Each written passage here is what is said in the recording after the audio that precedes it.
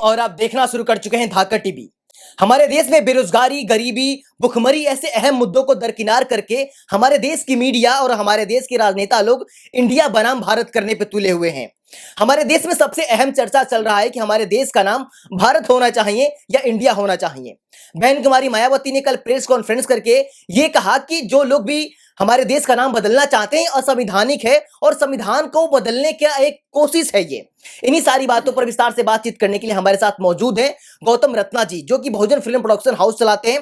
कई सारी मूवियां इन्होंने अपने प्रोडक्शन हाउस के जरिए बना भी चुके हैं। फिलहाल ये बहुजन समाज को जागरूक करने का प्रयास करते हैं। इन्होंने संविधान का गहन अध्ययन किया है, कानूनी दाव पेच भी अच्छे से जानते हैं और इसके सहारे बहुत सारे लोगों को सुरक्षा भी प्रदान करते हैं। इनसे जानने की कोशिश करेंगे कि जो हमारे देश में आज मुद्दा छिड़ा हुआ है भारत बनाम इंडिया, ये संविधान के लिए कितना सही है, कितना गलत है, क्योंकि मायावती जी का ये मानना है कि ये संविधान को बदलने की एक कोशिश है। क्या लगता है? सर, सबसे पहले तो आपको बहुत बहुत धन्यवाद और सभी दर्शकों को, सभी देशवासियों को जय भीम, जय भारत, जय संविधान। देखिए, ये जो मुद्दा छिड़ा है, जो आप सवाल कर रहे हैं, इसकी मैं गहराई में जो अध्ययन किया है मैंने, वो आपको बताने की कोशिश कर रहा हूँ दर्शकों को भी। हाँ। कि इस तरह की कोशिश ये अभी नहीं हो रही है। हाँ। क्योंकि अब तो पूरा भाजपा और आरएसएस का पूरा कब्जा है सरकार पर, तो वो जो चाहेंगे वो करने की कोशिश करेंगे। बिल्कुल। लेकिन मैं आपको पीछे ले जा रहा हूँ। जब बाबा साहब भीमराव अंबेडकर ने जब कॉन्स्टिट्यूशन में लिखा India is Bharat, India Bharat एक ही बात है, कोई अलग नहीं है। ये सिर्फ इंडिया को हटाने की बात कर रहे हैं। ये कोशिश जब बाबा साहब ने संविधान सभा में संविधान को प्रस्तुत किया, उस टाइम भी की गई। बहुत कम लोगों को शायद जानकारी हो इस बारे में, और इस पर एक वोटिंग भी हुई उस जमाने में। उस वक्त भी चर्चा हुआ था कि भारत का नाम इंडिया नहीं होना चाहिए। हाँ, उस टाइम वोटिंग की गई इसके लिए। वोटिंग में जो बाबा साहब ने इंडिया दैट इज भारत का जो वहां पर लिखा संविधान के अंदर, तो वहां पर जब वोटिंग हुई इसके लिए, क्योंकि कुछ लोग जो ब्राह्मणवादी ताकतें तब भी थी, आज भी हैं, वो आज से नहीं है, वो तो ये अलग बात है कि अब बहुत ज्यादा वो हावी हो गई है मनुवादी और ब्राह्मणवादी ताकतें, लेकिन उस टाइम भी कम नहीं थी। तो उस टाइम जो लोग थे संविधान सभा के अंदर, उन्होंने इस पर ऑब्जेक्शन किया कि इंडिया का नाम इस्तेमाल नहीं होना चाहिए, भारत होना चाहिए।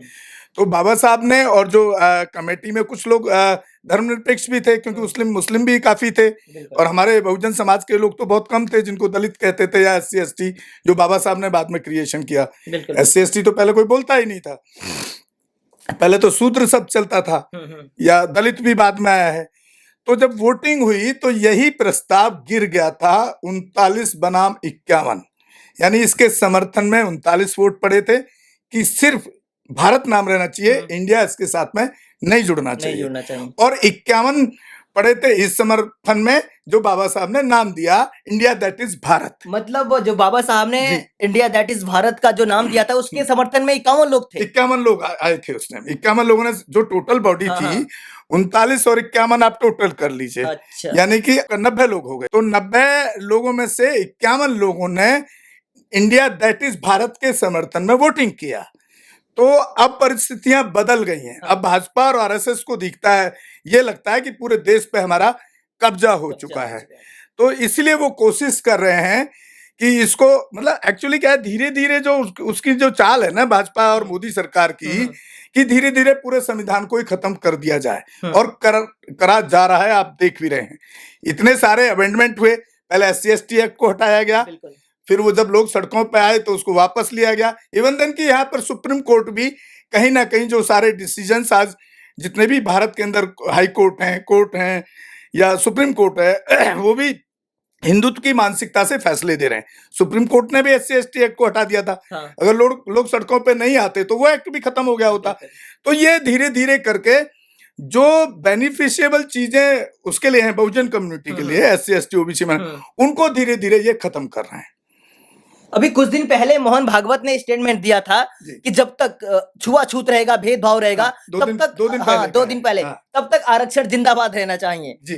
तो क्या लगता है, मोहन भागवत जैसे व्यक्ति ऐसे स्टेटमेंट दे रहे हैं कि जब तक भेदभाव रहेगा, छुआछूत रहेगा, तब तक आरक्षण रहना चाहिए, तो कैसे मान सकते हैं इन सारी चीजों को? अभी 2 दिन पहले मोहन भागवत जी ने स्टेटमेंट दिया था कि जब तक भेदभाव, छुआछूत रहेगा, तब तक आरक्षण रहेगा, और लोगों का आरोप भी लगता है कि आरएसएस आरक्षण विरोधी है, आरएसएस संविधान विरोधी है। लेकिन जो संविधान विरोधी बताया जाता है इस आरएसएस को, उसी के प्रमुख मोहन भागवत ऐसा स्टेटमेंट दे रहे हैं। तो क्या लगता है उनका स्टेटमेंट ये राजनीतिक है या उनके हृदय परिवर्तन हो रहा है? नहीं, तो ये इसमें कोई हृदय परिवर्तन मोहन भागवत का नहीं हो रहा है। हाँ। ये राजनीति से प्रेरित है। हाँ। दूसरी बात की हमारे जैसे और अरुण धाकड़ टीवी जैसे लोग या ऐसे बहुत सारे चैनल हैं जो इस पर काम कर रहे हैं, उससे क्या हो रहा है कि लोग हिंदू धर्म को छोड़ने का काम कर रहे हैं। अच्छा। वो बुद्धिज्म में जा रहे हैं, बुद्धिज्म का सर्टिफिकेट बनवा रहे हैं, तो हिंदू धर्म की संख्या कम होगी। तो इसलिए उन्होंने 2024 के इलेक्शन को देखते हुए ये बयान का एक शिगुफा छोड़ा है। जैसे ही 2024 की सरकार दोबारा से बना लेंगे इसके पीछे, तो इसको बिल्कुल खत्म करेंगे। और पहले हो भी चुका है, फिर पहले क्यों किया गया? क्या तब भागवत नहीं था? जब पहले SC/ST एक्ट को खत्म किया गया केंद्र सरकार द्वारा, तब भागवत नहीं था क्या? तभी भी तो भागवत था। तो भागवत ने तो विरोध में बयान नहीं दिया था उस टाइम।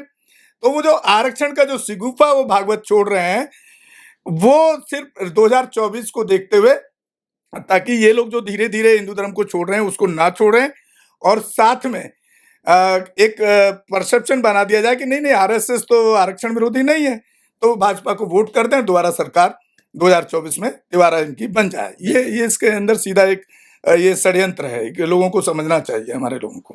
तो आपकी नजरों में हमारे देश का नाम भारत होना चाहिए, इंडिया होना चाहिए, या सिर्फ ये जनता को मुद्दों से भटकाने की कोशिश है? ये देखिए, हमारे जो बाबा साहब ने जो संविधान में लिखा है, India that is Bharat, it is correct word है।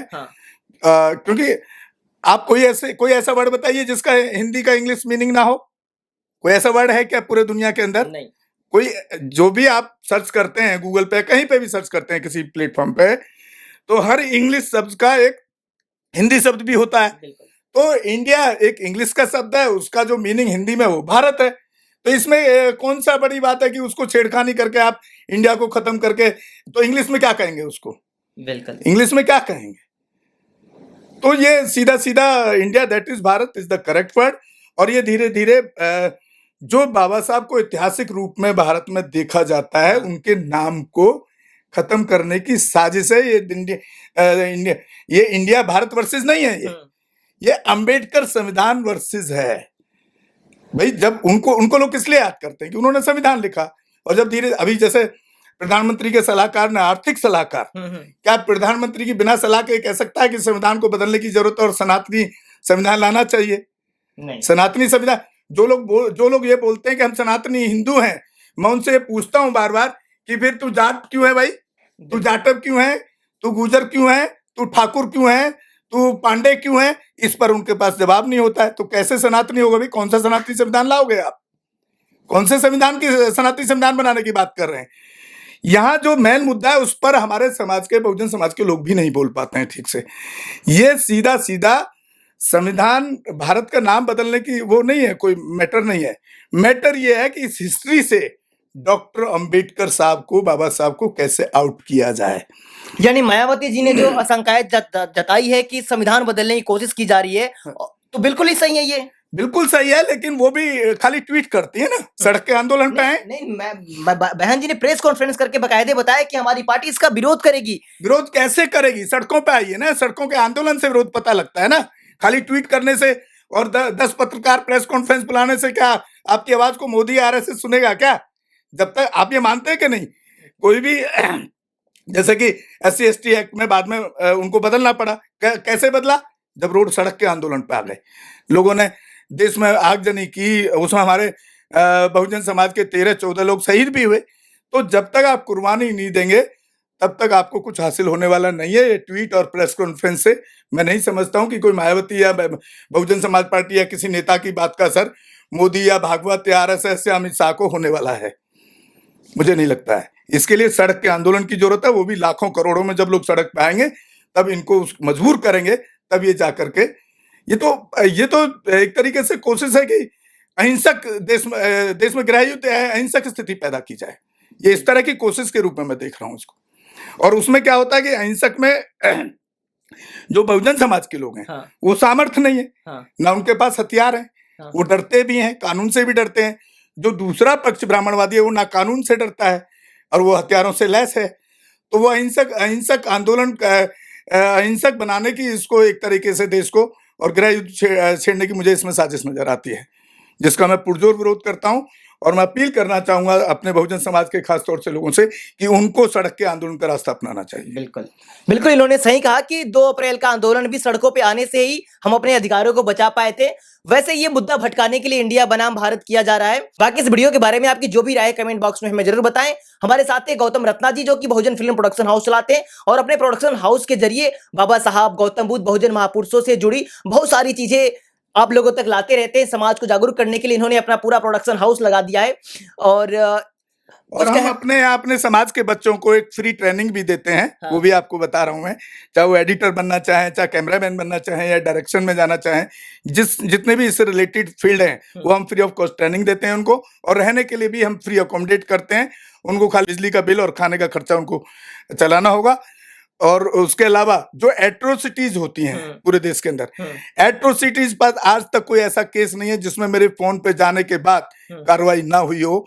उस केस में हम वहाँ के एसएसपी, डीएम या सीओ या एसएचओ सबको हम कॉल करते हैं कि भाई ये एक्ट लगना चाहिए था, क्योंकि संविधान का अध्ययन किया हमने। इस संविधान की ताकत आज जो हमारे पास है, आपके पास है, अगर ये संविधान को ये लोग खत्म करने के लिए काम कर रहे हैं, अगर ये संविधान खत्म हो गया तो आज जो मैं कर पा रहा हूँ ये कभी हम लोग कोई भी नहीं कर पाएगा। मैं क्या, कोई भी नहीं कर पाएगा। तो इसलिए मैं अपने देश के लोगों से, बहुजन समाज के लोगों से अपील मेरी बार बार रहती है कि आपको सड़क के आंदोलन पर उतरना पड़ेगा। मतलब ये एक ऐसे शख्स हैं जो बिना किसी पद पे ना होते हुए भी अधिकारों की लड़ाई लड़ते हैं और लोगों को न्याय भी दिलाते हैं, सिर्फ बाबा साहब के संविधान के गहन अध्ययन करने की वजह से और बाबा साहब की दी हुई शिक्षाओं की वजह से। बाकी इस वीडियो के बारे में आपकी जो भी राय है कमेंट बॉक्स में बताएं और अधिक जानकारी के लिए ऐसी वीडियो देखते रहिए। सभी साथियों को जय भीम, जय भारत, जय संविधान। हमारे चैनल बहुजन दस्तक को लाइक, शेयर, सब्सक्राइब देखना मत भूलिएगा। जय भीम, जय भारत, जय संविधान, नमो बुद्धाय। धन्यवाद। चैनल आर्थिक समस्या से गुजर रहा है। अगर आप बहुजन समाज में बाबा साहेब अम्बेडकर और तथागत बुद्ध की विचारधारा को अधिक से अधिक लोगों तक पहुंचाना चाहते हैं तो हमें आर्थिक सहयोग प्रदान करें, ताकि हम अपने चैनल के माध्यम से देश विदेश में समता, बंधुता, एकता और संवैधानिक अधिकारों को ज्यादा से ज्यादा लोगों तक पहुंचा सकें। आप अपनी सहायता राशि नीचे लिखे खाते में जमा करा सकते हैं। खाता धारक गौतम रत्ना, खाता संख्या 3169576865 IFSC कोड SBIN 0060336, बैंक भारतीय स्टेट बैंक। आप हमारे बैंक खाते का विवरण स्क्रीन पर भी देख सकते हैं। जय भीम, जय भीम। मैं गौतम रत्ना आपका बहुजन फिल्म प्रोडक्शन में स्वागत करता हूं और आप हमारे प्रोडक्शन हाउस के अंदर अपना कैरियर बना सकते हैं as a film director, as a producer and actor and actress and editor and cinematographer also. अगर आपको फिल्म से रिलेटेड कुछ भी प्रोजेक्ट आपको बनवाना है तो हमारे पास में पूरा सेटअप है, जिसमें फिल्म कैमरा है, शूटिंग लाइट्स है और एडिटिंग है। सारा A to Z एक ही जगह पर आपको हमारे यहाँ पर मिल जाएगा। तो दोस्तों आप हमें कांटेक्ट कर सकते हैं हमारे नंबर्स पर 9810085714 और 8510005714। हमारे वेबसाइट पे विजिट कर सकते हैं www.filmserviceindia.com और हमें मेल भी कर सकते हैं gautamfilmsproduction@gmail.com पर। धन्यवाद।